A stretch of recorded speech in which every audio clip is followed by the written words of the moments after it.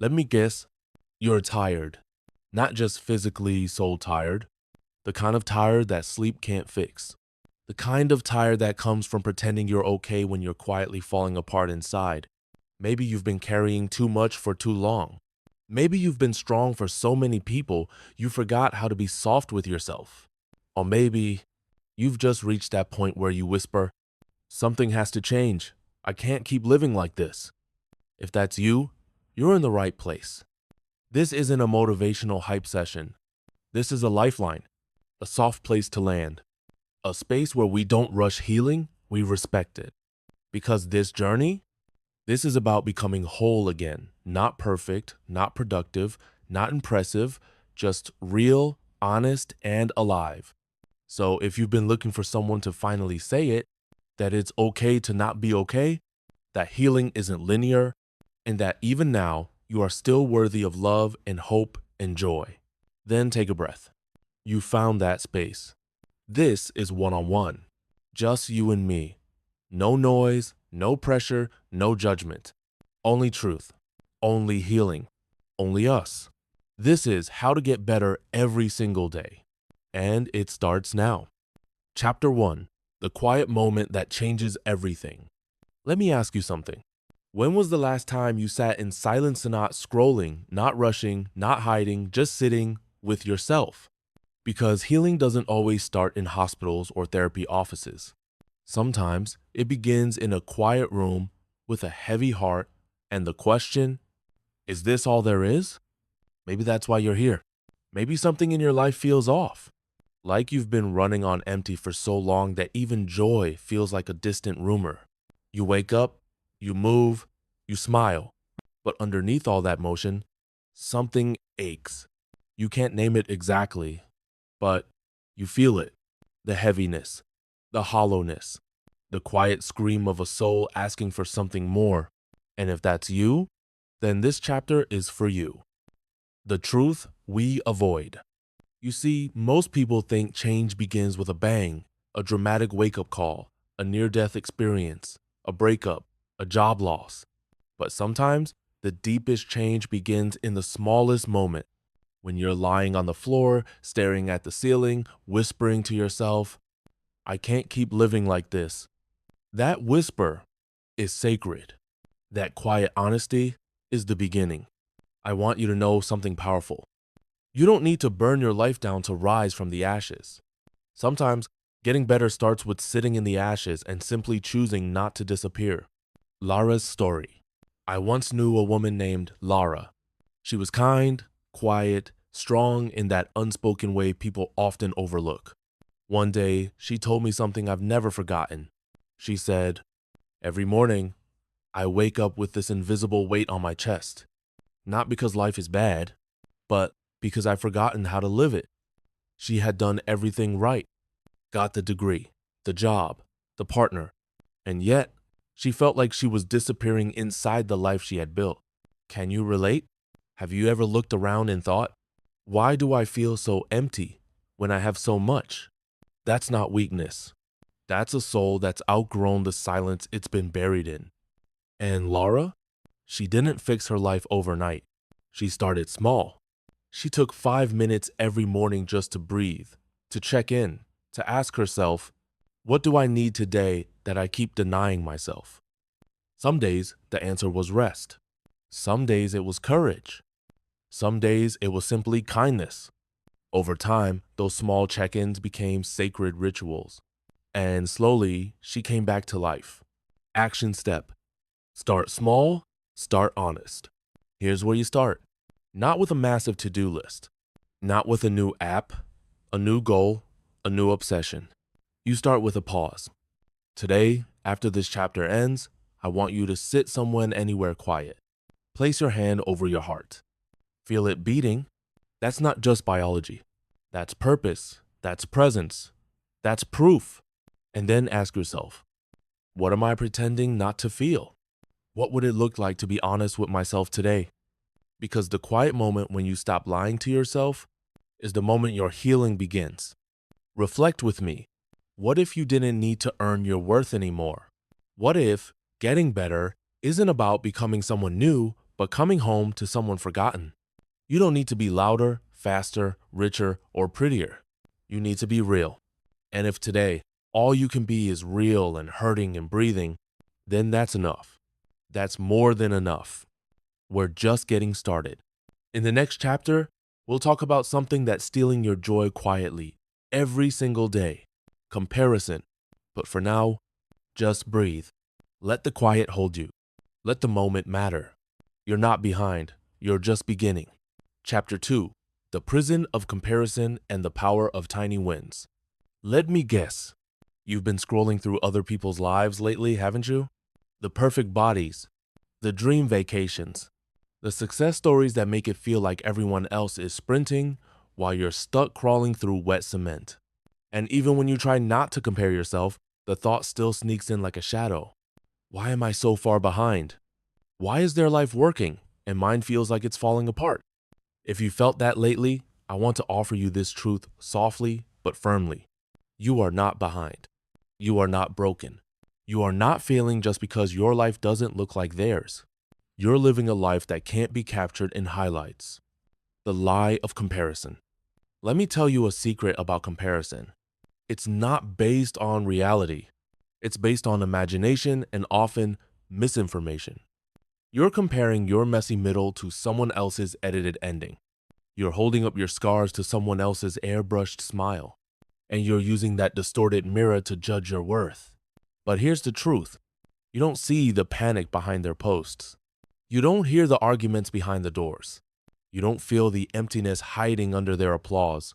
And yet, you're punishing yourself with someone else's projection. Why? Because you've forgotten how to measure your own growth.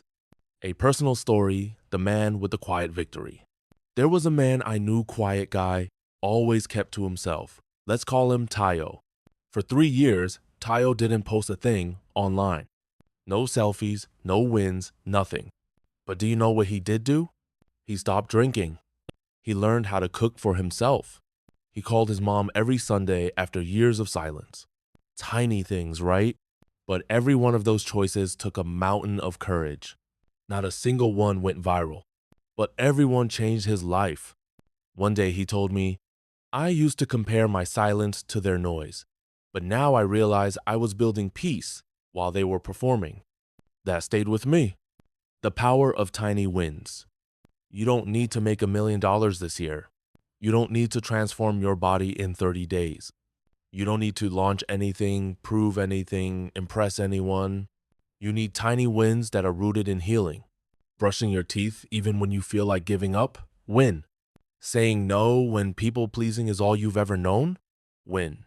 Taking a deep breath before reacting in anger? That's huge. Your life isn't a race. It's a rhythm. And every tiny healing decision is a note in your comeback song. What's stealing your light? Let me ask you something personal. Who taught you that your worth was tied to your productivity? Who convinced you that you only matter when you're impressive? Because they were wrong. You matter when you're tired. You matter when you're slow. You matter when you're invisible to everyone but yourself. And in case no one's told you lately, you're allowed to celebrate quiet growth. You're allowed to be proud of healing that no one claps for. Action step: measure what matters. Today, forget the followers. Forget the likes, the timelines, the standards. Instead, grab a piece of paper or open your notes app. Write down 3 small wins from the past 7 days. Maybe you got out of bed. Maybe you reached out to a friend. Maybe you didn't quite. That counts. That matters. That is proof that you are getting better every single day. Final reflection. Listen, you will never feel whole chasing someone else's highlight reel, but you can feel peace creating your own truth slowly, daily, faithfully. The world is loud, but your healing can be quiet. You are not behind. You are not too late. You are already becoming someone brave. And tomorrow? Tomorrow is just another chance to honor your tiny, sacred progress. Chapter 3: Self-abandonment, how we slowly disappear from ourselves. I want you to sit with this question for a moment. When did you leave yourself? Not physically, not with luggage and door slams, but silently, slowly, over time. When did you begin saying yes when your soul was screaming no? When did you stop speaking up because it was easier to stay quiet? When did you begin showing up for everyone but you? Because self-abandonment isn't always dramatic. Sometimes it's just neglect. The slow fade, it starts innocently enough. You compromise a boundary just once. You smile through disrespect because you don't want to make it a big deal. You tell yourself, I'll rest when things slow down, but they never do. And over time, your voice get keyeder. Your needs get dimmer. Your identity becomes a shadow in the background of your own life. You keep giving pieces of yourself away, hoping someone will finally see you. But the truth is, you stop seeing you first. The girl who forgot her favorite color. I once met a girl in a support group, let's call her Miriam. She was funny, warm, easy to talk to. But when it came time to share something about herself, she froze. We all waited. And finally, she said, I don't know what my favorite color is anymore. We laughed gently, thinking she was joking. But her eyes filled with tears. I've spent so long being who everyone needed me to be, I forgot what I actually like. That broke something open in the room. Because so many of us knew exactly what she meant. When you live your life adapting to other people's expectations, you eventually lose your own reflection. You look in the mirror and recognize the face, but not the soul. The symptoms of self-abandonment. Do any of these sound familiar? You apologize for things that aren't your fault. You feel guilty when resting. You say, I don't know, even when you do. You feel invisible in your closest relationships. You fear taking up space. If you're nodding your head, you're not alone. These are survival patterns you built to feel safe. But now they're costing you yourself. The gentle reconnection. Here's the truth. Coming back to yourself won't be loud. It won't happen in a single breakthrough or a weekend retreat. It will happen in the smallest of ways. Asking yourself what you want to eat instead of defaulting to others. Taking a break before you crash. Saying, I don't agree in conversations where you used to shrink. Looking in the mirror and saying, I deserve to exist fully. The road back to yourself is paved with micro moments of self-respect. Action step. Reintroduce yourself to you. Today, I want you to start a list. Not for anyone else, just for you. Title it, Things That Make Me Feel Like Me. Start simple. Is it singing in the shower? Walking barefoot on the grass? Writing poetry no one ever sees? Write them down, one by one. And then do one of them. Not for productivity, not for approval, for presence. Because healing isn't just about fixing what's broken. It's about remembering who you've always been underneath the pretending. Powerful questions to sit with. Where have I been betraying my own needs for acceptance? When did I learn that being nice meant being invisible? What would it look like to show up for myself the way I show up for others? Let your answers be messy. Let them hurt if they must. But let them be honest. Because honesty is the beginning of return. Final reflection. You haven't lost yourself. You've just gone quiet trying to keep the peace. But you are still in there waiting. And you are not too late to come home. The moment you stop abandoning yourself for love, approval, or survival is the moment you start to truly live. Chapter 4. The weight you were never meant to carry. Let me ask you something heavy. What are you carrying that was never yours to hold? Maybe it's your family's expectations. Maybe it's shame from something that wasn't your fault. Maybe it's the role of the strong one, the fixer, the always okay person. Whatever it is, it's heavy, isn't it? And if you're honest with yourself, you've been dragging it through your days like a bag of bricks, quietly hoping someone will notice and help you unload it. But no one ever does. So you keep carrying it, smiling, functioning, crumbling in places no one sees. But here's the truth. Just because you've been carrying it doesn't mean it belongs to you. Inherited pain and invisible roles. I once sat across from a man who spent 20 years providing for a family that never once said thank you. He told me, if I stop, they'll fall apart. So he kept going with burnout in his bones and bitterness in his belly. But here's the thing. When did he sign up to be their savior? When did you? Who taught you that you had to hold everyone else's pieces together while slowly falling apart? Was it the parent who relied on you too young? The partner who made you feel responsible for their emotions? The world that praises self-sacrifice, even when it leads to self-destruction? The backpack analogy. Imagine you're walking through life with a backpack. Each burden someone hands you expectations, secrets, unhealed trauma gets thrown into that backpack. At first, it's manageable, but over time, the straps dig into your shoulders. Your posture shifts. You get tired faster. Everything feels heavier, even the good things. And the worst part? You forget what it feels like to walk without it. But what if I told you you're allowed to take it off? Not all at once, not recklessly, but one item at a time. You are allowed to unpack what doesn't serve your healing. Real life story, the sister who was everyone's mother. There's a woman I met once youngest of 5 siblings, yet she mothered them all. She cooked, cleaned, comforted. Even as a child, she became the emotional anchor for a family that never asked her how she was doing. She told me, "I don't remember ever being a kid." She became everyone's lifeline, except her own. And now, at 32, she was exhausted. Not because she failed, but because she was carrying weight that didn't belong to her childhood shoulders. So we made a list. Everything she was holding that wasn't hers. Guilt over her parents' divorce. Shame from her brother's addiction. The pressure to make everyone proud. She wrote each one down and we said them out loud together. Then she whispered, "I'm giving this back."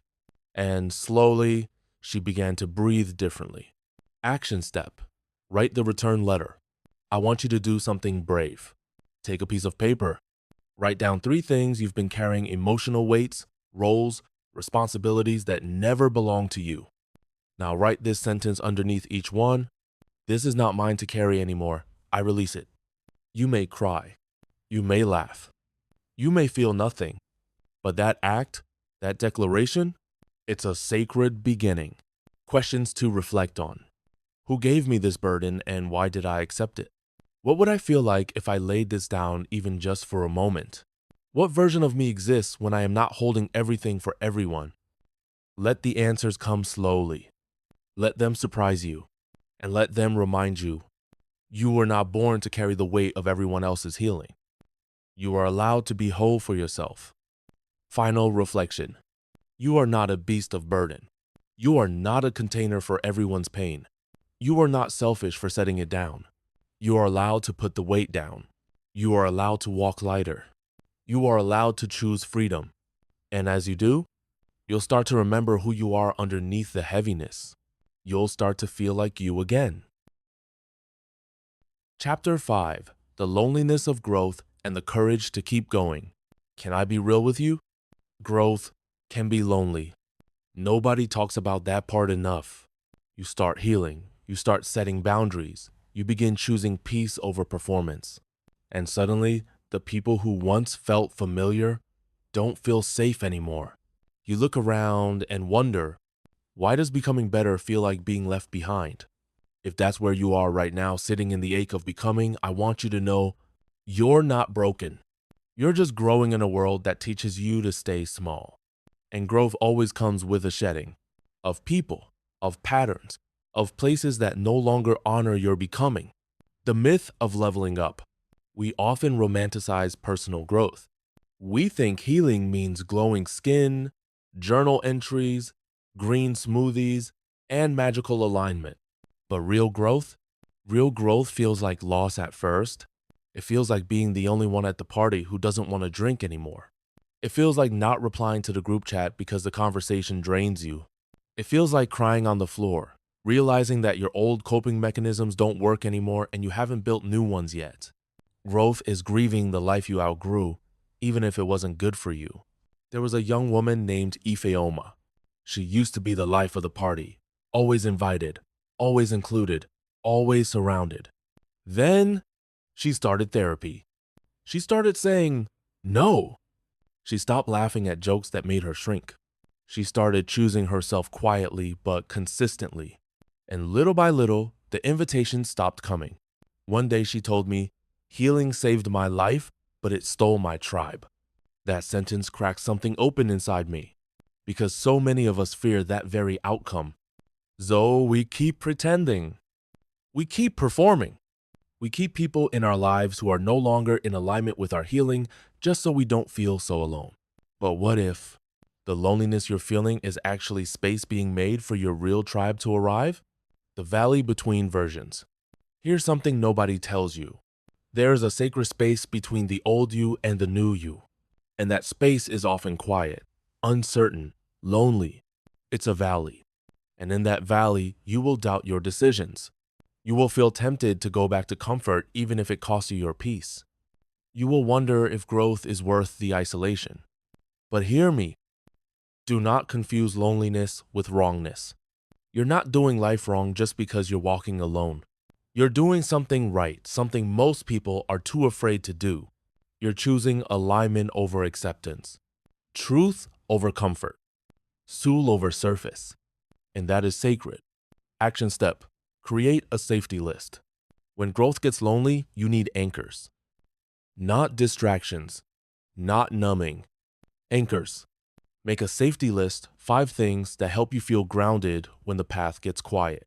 Some ideas: a song that reminds you who you are, a quote that fuels your courage, a place that brings you peace, a person who holds space without judgment, a practice like prayer, walking, or journaling that brings you back to your center. Write them down. Keep them close. You'll need them when the valley feels endless. Questions to reflect on. Who are the people I only stay connected to out of fear, not love? What old version of myself am I afraid to let go of, and why? What am I creating room for by being brave enough to walk alone? Let your answers hurt if they must, but let them be honest. Your honesty is the compass. Final reflection. Growth is lonely not because you're unlovable, but because you're becoming someone new, someone who will be loved differently, someone who will be surrounded differently. You're not meant to stay in rooms that require you to shrink. So if you feel like you're walking alone right now, walk anyway. Walk with trembling knees and a strong heart, because every step you take in loneliness is a step toward wholeness.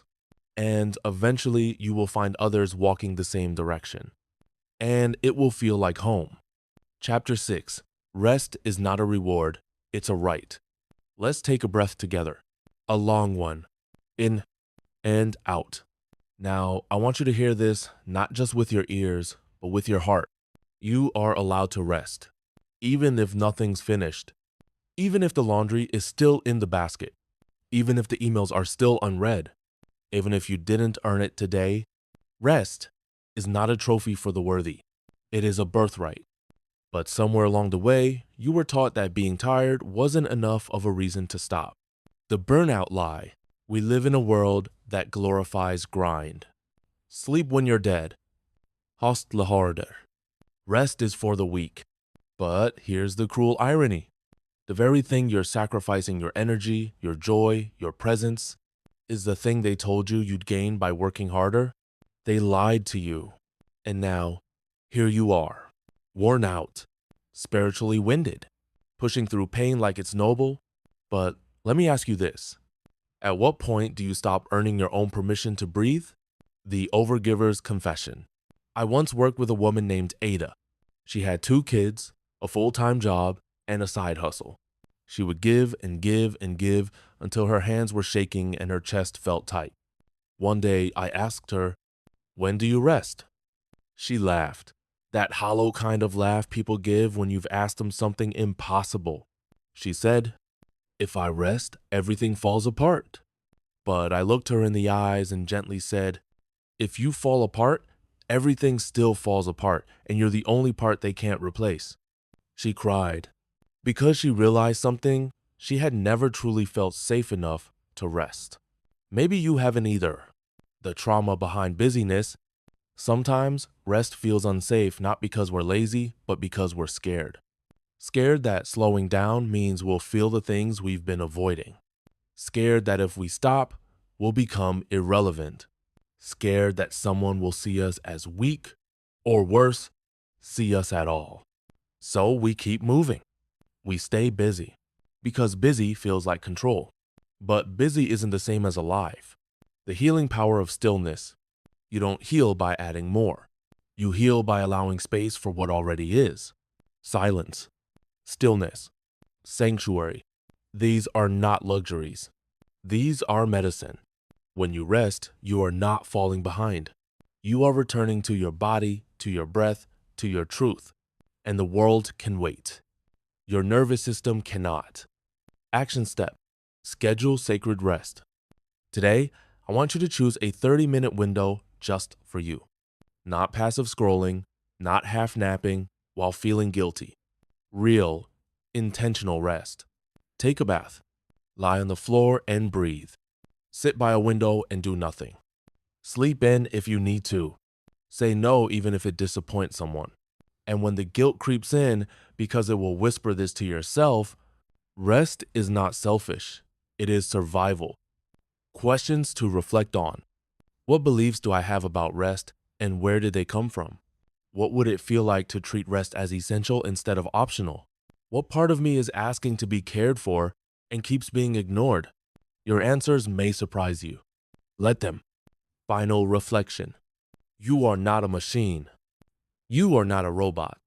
You are not a to-do list in motion.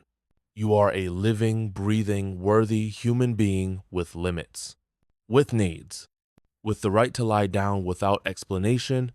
So rest, Darsul, not because you finished everything, but because you're worthy even when you're still. Chapter 7. You don't have to be healed to be loved. Let's be honest. Somewhere inside you, there's a voice that says, I'll be loved when I'm better, when I've healed my trauma, when I stop overthinking, when I'm less emotional, when I finally get my life together. So until then, you keep yourself at a distance. You hide the messy parts. You offer the curated version of your soul because you believe your wholeness is a prerequisite for love. But hear me, you don't have to be healed to be loved. You don't have to be perfect to be held. You don't have to be fixed to be chosen. You right now in your in-between, in your confusion, in your ache, are still worthy of love that stays. The childhood wound. Let's go back for a moment. Maybe you learned this belief early. Maybe love was conditional. Maybe affection only came when you achieved, behaved, performed. So you internalized a message, if I'm good enough, they'll stay. If I'm lovable, they won't leave. But that kind of love, that's not love, that's approval. And approval can be lost. Love, real love, love sits with you in the dark. Love holds you while you're healing. Love doesn't flinch when you unravel. A story of imperfect love. There was a man named Femi. He battled anxiety, low self-worth, and the constant fear that if anyone really saw him, they'd walk away. So he became what he thought others needed. Charming, funny, capable. But deep down, he was terrified of being known. One day, in therapy, his counselor asked him, "What do you think love would do if it saw all of you?" Femi went quiet. Then he said, "Run." That broke my heart, because he believed what many of us do. That love cannot coexist with brokenness. But the truth is, only love has the power to touch the places that fear tries to hide. The healing begins with acceptance. You know what's exhausting? Performing your way into people's hearts and still not feeling safe when you get there. But what if you stopped auditioning? What if you let someone see the parts of you that tremble? What if you realized the most lovable version of you isn't the one who healed? It's the one who's honest, messy, tender, trying, honest. That's real, and that's enough. Action step, drop the mask safely. You don't have to expose your soul to the world. But today, choose one person, just one, and share a part of yourself you've been hiding. A truth, a fear, a feeling. Start small. Start safe. But start. Because every time you let yourself be seen, you give your nervous system evidence that love doesn't disappear when you're real. Questions to reflect on. What version of me do I only show to be accepted? Who taught me that love had to be earned? What would it feel like to be loved exactly as I am not one version better? Let the answers rise slowly. Let them sting if they must, but let them speak, because they're showing you where the wound still lives and where love is ready to enter. Final reflection. You don't have to reach a certain level of healing before you deserve warmth. You don't have to have it all together to be held in someone's arms. You just have to be you, here, now, human. Love isn't the finish line of your healing. Love is the fuel. And you, even in your raw, unedited becoming, are worthy of love that sees you and stays. Chapter 8. Forgiveness isn't weakness. It's how you set yourself free. Let's talk about something hard, but necessary. Forgiveness. Not the Instagram kind, not the just let it go and move on kind, but the real kind, the soul-wrenching, nerve-shaking, heartbreaking kind. The kind that whispers, I can't carry this pain anymore, not because they deserve release, but because I do. Maybe someone hurt you deeply, and they never apologized. They never owned it. Maybe they acted like nothing happened while you lived with the scar. Or maybe the one you need to forgive is you. The myth of forgiveness. Let me clear something up. Forgiveness is not saying what they did was okay. It's not pretending it didn't hurt. It's not denying the betrayal, the abuse, the abandonment. No. Forgiveness is saying, I refuse to be chained to this pain any longer. Because holding on to rage and hurt, that's like swallowing poison and hoping the other person dies. It doesn't punish them. It punishes you. Your joy, your peace, your power. The father who never came back. I knew a man who spent 40 years waiting for his father to say, I'm sorry. His dad left when he was 10. No explanation, no goodbye, just silence. And every year, this man hoped that one day he'd return. But he never did. He told me I thought forgiving him would mean he got away with it. But in reality, I was the one stuck in the prison. One day, he wrote a letter he'd never sent. He said everything he needed to say the anger, the confusion, the heartbreak. And at the end, he wrote, You may never say sorry, but I'm done waiting. I set myself free. He cried, not because it fixed everything, but because for the first time he felt light. Forgiving yourself. Sometimes, the person we struggle most to forgive is ourselves. You replay that one moment, that decision, that failure, that thing you said or didn't say, and you punish yourself over and over. But hear me, you don't heal by hating yourself into redemption. You heal by holding your own hand and saying, I did the best I could with what I knew and who I was back then. Is it enough to make it okay? No, but it's enough to begin again. And you deserve to begin again. Action step, the forgiveness ritual. Choose someone today. Them. Or you. Write their name at the top of a page. Underneath, write this. This doesn't make it okay, but I'm choosing to let go so I can finally breathe. Let the tears come. Let the anger rise. Feel it all. Then tear the paper. Burn it. Flush it. Release it. This is not about forgetting. This is about reclaiming your energy from what no longer deserves to own it. Questions to reflect on. Who am I still waiting to make it right? What has holding on to this pain cost me? What part of me believes forgiveness is weakness and why? Be honest. Better off. This is how the chains break. Final reflection. Forgiveness doesn't mean you lose. It means you stop bleeding. It doesn't mean the past didn't matter. It means your future does. You are not weak for letting go. You are powerful for deciding that peace is more valuable than pride. You are allowed to be free. So let go not for them, for you, because you are worth the weightlessness on the other side. Chapter 9. Your future doesn't need permission from your past. Let me ask you something tender. How long have you been defining yourself by who you used to be? By that one mistake? By that broken season? By the version of you who didn't know any better? You say things like, I always mess things up. I'm not the kind of person who wins. I'm not strong enough to change. But I need you to hear this with every inch of your heart. Your future does not need permission from your past. It doesn't need your trauma's approval. It doesn't need your old story's blessing. It just needs your yes, the ghost of who you were. We all have an old self that still whispers, the version of you who settled, who broke promises, who let themselves be mistreated, who ran instead of facing things. And maybe that version feels like the truth of who you are. But let me be clear, that version wasn't the full story. That was a chapter, not your character. You are not who hurt you. You are not who left you. You are not the worst thing you've ever done. You are who you choose to be now. And that power, it's yours, always. I once met a man who had done time in prison for a mistake he made when he was 19. When he got out, everyone treated him like a walking regret. They reminded him with every glance, every job rejection, every conversation of who he used to be. But you know what he did? He went back to school. He got a degree. He started working with at-risk youth, helping them avoid the path he took.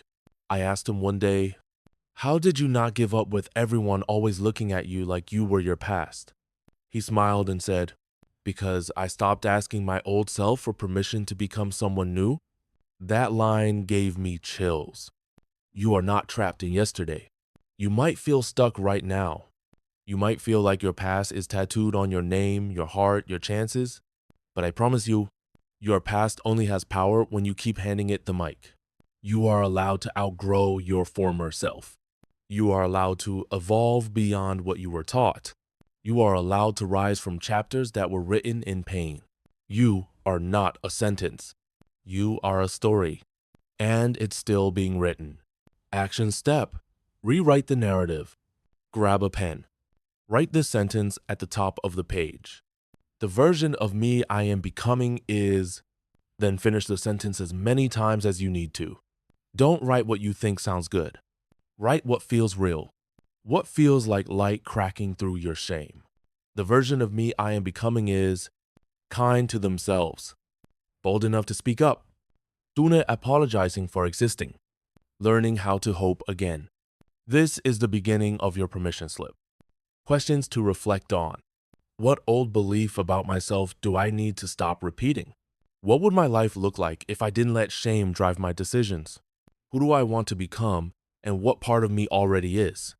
Let the truth come. Let it surprise you. Let it free you. Final reflection. Your past may have shaped you, yes, but it does not define you. You can build a new future not in spite of where you've been, but because you've learned from it. You don't need to be forgiven by your history to create beauty out of it. You don't need to prove anything to the old you. You just need to say, I'm allowed to begin again.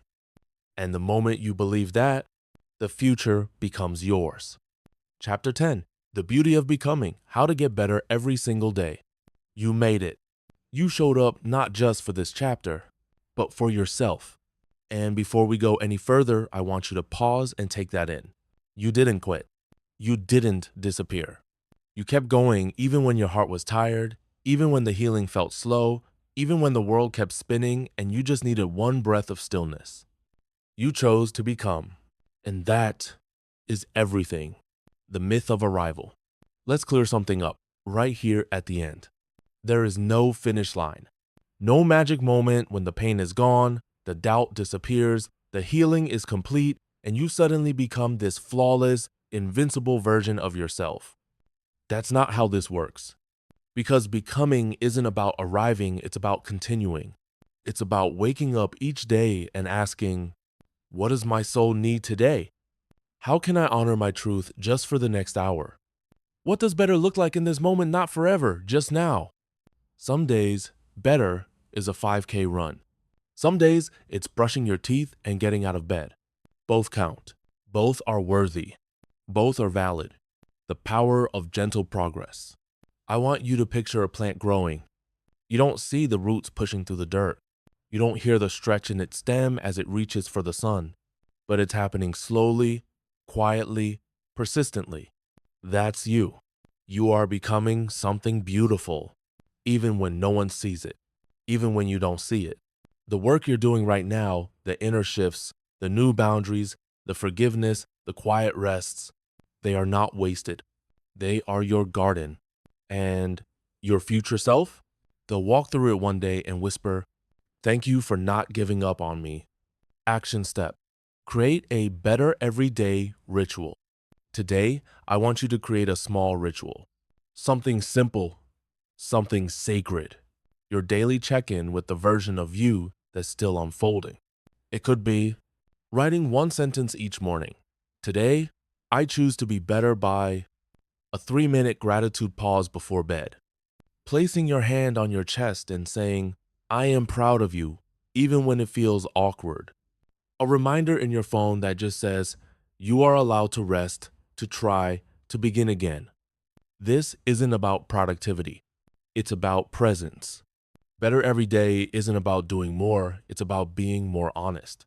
Questions to reflect on. What does getting better truly mean to me? How can I honor my healing without needing to be perfect? What version of myself do I want to meet a year from now? And what small act today moves me toward them? Ask, reflect, breathe. You're doing beautifully. Final reflection. You don't need to rush anymore. You don't need to punish yourself into progress. You don't need to wait until you're flawless to love yourself fiercely. You are already becoming in every pause, every choice, every quiet act of courage.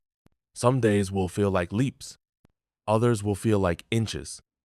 But either way, you are moving. You are healing. You are rising. And every single day you choose to keep going is a day you get better, not by force, but by grace. You are not broken. You are becoming. And that is more than enough. Before you go, I just want to say this not as a script, not as a content creator, but as someone who truly, deeply cares. Thank you. Thank you for showing up. Thank you for letting these words into the places you don't always talk about. Thank you for being willing to feel when it would have been easier to shut down. I know life doesn't always give us space to heal, but here, right here, I hope you found a moment that felt safe, that felt like breath, that felt like home. You are not alone. You are not too much. You are not falling behind. You are unfolding and healing and becoming. And if all you do from this point forward is keep choosing yourself even gently, even imperfectly, then you are doing this right. One last thing. If this journey meant something to you, if it touched even one soft, aching place inside you, I want to walk further with you. This channel was made for hearts like yours, souls who are tired of the noise and ready for truth, growth, healing, and hope. So if you want more stories that feel like therapy, more words that speak life into the quiet corners of your journey, more moments where you feel seen, then I invite you to subscribe. Not out of obligation, but out of alignment. This space is here for you, for the hard days, the healing days, the becoming days, and I'll be right here, whispering truth when the world gets too loud, reminding you of your worth when you forget, and helping you get better every single day. You're not done yet. You're just getting started. I'm proud of you. Take care of your heart, and I'll see you in the next video.